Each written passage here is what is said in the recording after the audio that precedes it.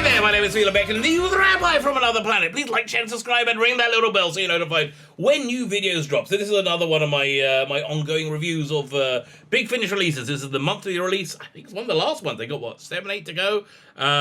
This is Thin Time, which is a 2-part story, and Madquake, which is another 2-part story starring Peter Davison, Sarah Sutton, Janet Fielding, and whoever that new companion guy is, Mark, who was, I think is a refugee from the Cicero. Is it Cicero? Yeah, the Cicero Big Finish originals, which I doubt we're ever gonna see anymore. Wasn't bad, wasn't great. I doubt we're gonna see any more of that. So anyway, I would say, yeah, this is just my humble opinion. I would say the independent reviews of Big Finish are more important than ever before because they are in a bit of a rut right now. They are in a bit of a rut, and they're doing stuff.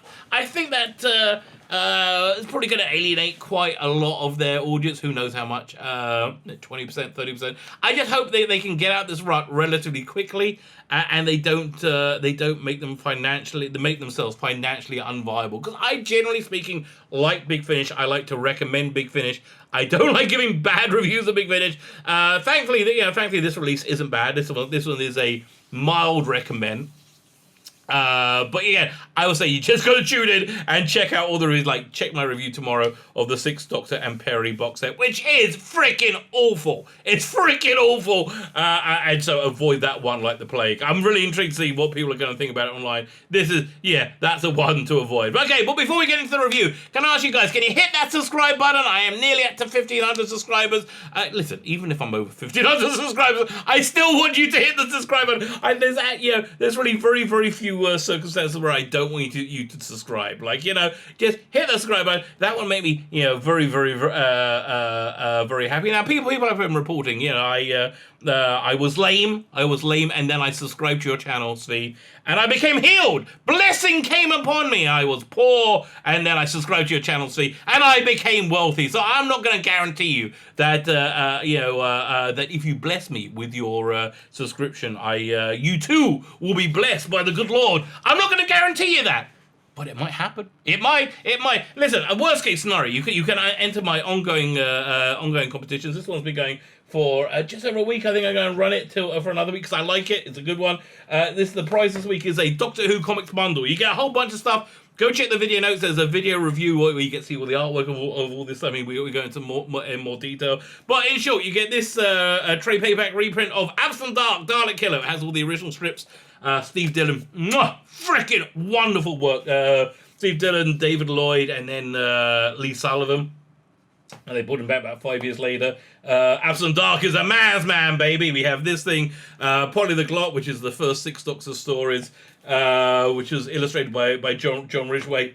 Awesome. I mean, for me, I think the peak of Doctor Who comics in Doctor Who magazine was the end of the 6 Doctor range. They had this really good Grant Morrison Vworp Cyberman story, which is just getting illustrated by John Ridgway. That for me is my favorite. But this is just beautiful stuff. We have the Mark of Mandragona, another great trade paperback reprint. It's got the Mark of Mandragona, which is Lee Sullivan did the artwork on it, and there's got Train Flight, which is Sarah Jane Smith and the 7th Doctor, and a bunch of other stories.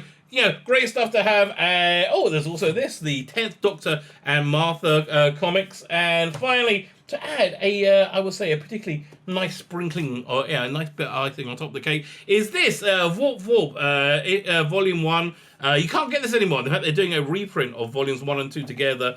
Absolutely wonderful, wonderful product. It's a magazine talking all about Doctor Who comics, so I think it was kind of apt to put them together. All you need to do to win this, is subscribe to the channel. Subscribe, and in the comments leave the hashtag of Vworp Vworp Vworp Vworp. Also, go check out the video notes. There is a I think it's a Sapphire and Steel story to download. This was made by Big Finish, but it's out of license. It's out of print. You can't buy it anymore. You cannot get this. I might change it for a Judge Dredd audio, which is in the same. Same category. I would just say if you download it and listen to it, enjoy it, I would recommend. Oh, if you have trouble downloading it, let me know. There's a bunch of people who had trouble. I think I fixed it. I think it's working fine. Download it, enjoy it. If you do that and they ever get the license back, head over to bigfinish.com and buy yourself a digital copy. Would be my recommendation. Or if you download it, but they're not going to do that, right? So if you download it and enjoy it, I go and just buy a digital release or something. There's a lot of good stuff there that's really cheap, like $2.99. You know, it's like really, really worth your time. So is this release worth your time? It's Thin Time and Madquake. So this is a bit of a strange one, I would say. So this where we are in this little Fifth Doctor continuity is we did a group of 3 stories. He picked up a companion, a former slave from Rome, Mark, and so it was Tegan, Nissa, and Mark, and they had a few adventures together. And then there was a Cyberman story in which Mark got semi-converted and then converted back, sort of as though. The Fifth Doctor still reeling somewhat from Adric's death at the hands of the Cybermen. Said, I gotta go, and I think it'd probably better leave you alone. He had a real crisis of confidence, crisis of the faith, and so that was the previous release. It was called Time Apart, where it was 4 individual stories, which I quite liked. About the same or a little bit more than this release. Of what the Fifth Doctor did while he was wandering the universe on his own.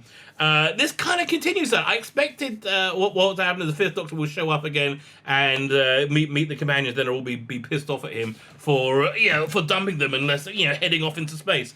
So that didn't happen at all. That didn't happen at all. We got instead we got a 2-part story called Thin Time, which feels a lot like those 4 individual stories from Time Apart. It's I'll read you the blurb. It's written by Dan Abnett, always a reliable writer. By the way, Dan Abnett wrote one of my favorite video games of all time, which is Alien Isolation. If you never played that, I really recommend that. Freaking awesome. Although there's supposed to be a VR version of it, which I got PlayStation VR. Don't play that. That sounds the most terrifying thing ever. This game, Alien Isolation, you spend most of the time hiding in lockers. It feels like the alien doesn't see you. But it was written by Dan Abnett. He really, really nailed it. He really nailed it. So this is as good as that. This is not as good as that, but it's still pretty good. The blurb is Halloween, 1892. Celebrated novelist Charles Cruikshank claims to have been receiving communiques promising secrets that could change the world forever, but when the TARDIS interrupts the household evening, the Doctor realizes he isn't the only alien interloper in London. This is a pretty good kind of Sapphire and Steely type story, which they did a lot in Time Apart as well.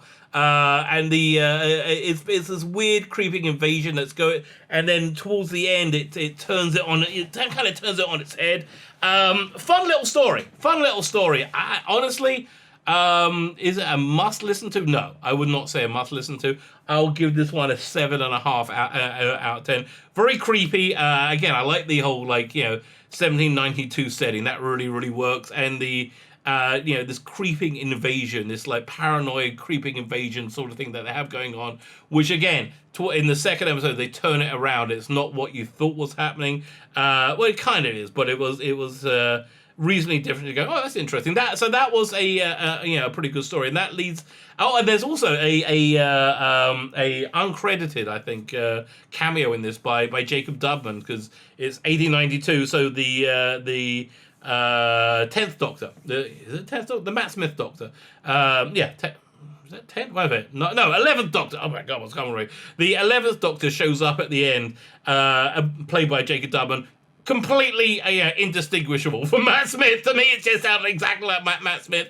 So you had this nice little crossover at the end. And so he reaches the new one at the end where he realizes that he wants to go back and continue adventuring with his companions. So so Madquake is what's going on. That's the other disc. What's going on while he's been away. The Doctor's left him on this planet, which heals people, brings calmness to people, and it's being researched by these by these scientists and people who are suffering from post-traumatic stress disorder from these future wars do tend to end up there. This was by Guy Adams, also very, very, very reliable writer. So the blurb for this is abandoned on the planet Kalana. Nis and Tegan and Mark take advantage of its therapeutic atmosphere to come to terms with recent events. Again, Mark had been converted into a Cyberman, and he's kind of like, he's retained his humanity, but he's still converted. So, and they do deal with that kind of head on. Not as well as they did when, what's the name? When, not Martha, what's the name of that companion? Bill, when Bill Potts got converted into Cyberman, which absolutely, with the Capaldi episode, absolutely fantastic. I just absolutely love that. But they do deal with it. But others seek to take advantage too. So then, the Slovene are on the way. So the Slovene show up. Obviously, the Doctor doesn't meet the Slovene. Slovene are on the way, and they're ready to sell the world to the highest bidder. Okay. So again, there are you have intrigue, you have surprises. These are pleasant enough two-part stories. They're a little bit slight. A little bit slight. They're not must listen to. I mean, they do fill in the continuity of the Doctor saying, "I've got to go now." These two releases, but they just feel kind of a little bit disposable. So even though these are solid stories, I'll give Madquake. I'll give that a 7 out of 10. It does have this sci-fi trope of a living planet sort of thing going on with it. I'll give this release a strong, a solid 7 out of 10. Is it worth time? Well, I've just explained it. I just described to you. How much is it? Let me see. I think the regular price is $12.99 on download. Listen, I get the subscription, so I got all of them. I wasn't gonna miss them. If you're going back and picking this up, this whole arc, I would say, is skippable. Skippable, not bad, but skippable. There's a lot more out there that you can get for the same money, and get a lot more of it. Is it woke? So this is the rut that Big Finish has been in of late. Is it woke? Now, woke. What do I mean by woke? Because I did have an interesting discussion with Mega Geek Ian. By the way, you should go and check out his channel. Rebecca Gold. He's got at least 2 movies on there that he made, and they're both pretty good. Killing Time and Rebecca Gold, and there's another one as well. This is a short, but yeah, they're all good. So I was having a conversation with him about the Sixth Doctor from Imperialist, which is just painfully woke. Whereas I thought the Human Frontier, Nicholas Briggs one, which does feel very woke in a lot of ways, not to be so. So what do I mean by it being woke? That it means it's taken on an ideology. It's presenting a particular ideology, and then rather than just saying this is what I believe, and you can agree with me or disagree with me, that's fine. It's which I believe that's what Human Frontier did, and Human Frontier I've actually been growing on me a bit more.